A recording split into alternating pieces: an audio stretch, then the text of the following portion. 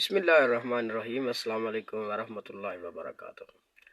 آج آپ سے بات کروں گا قبرستانوں کے متعلق، قبروں کے متعلق، اور ان کی حرمت اور ان کا خیال رکھنا، اس کے جو دینی پہلو ہیں ان کا سہارا لیتے ہوئے۔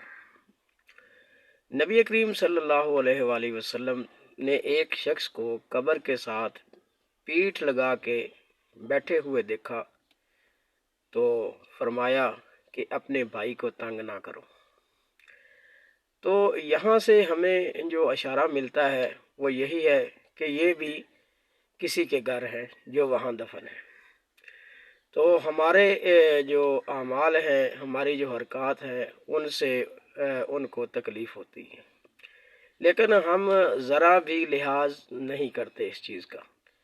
ہم نے دیکھا کہ لوگ قبرستانوں میں آگ لگا دیتے ہیں، ٹریکٹر گزارتے ہیں، وہاں سے قبروں کی بے حرمتی کرتے ہیں، جانور گزارتے ہیں، تو اس طرح جو ہے نا وہ ان کا حشر نشر کر دیتے ہیں کہ گویا یہ کوئی جگہ ہی نہیں ہے۔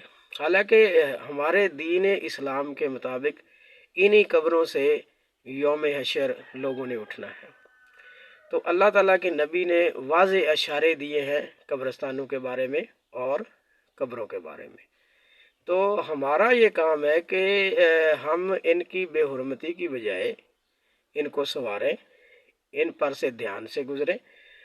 قبرستانوں کی جو ہے وہ اپنے جو فوت شدگان ہیں ان کے اصالہ ثواب کے لیے چار دیواری کروائیں، تاکہ اس کا ہمارے جو فوت شدگان ہیں ان کو فائدہ ہو، اور دوسرا یہ کہ نبی کریم صلی اللہ علیہ وآلہ وسلم کے جو ارشادات ہیں، ارشادات پاک ہیں، ان پہ بھی عمل ہو سکے۔ تو نہ تو ان کا جو ہے نا وہ کسی طرح جو ہے نا وہ ان پہ کی ایسی حرکت نہ کی جائے کہ جس سے جو ہے نا وہ دینی پہلو بھی متاثر ہو۔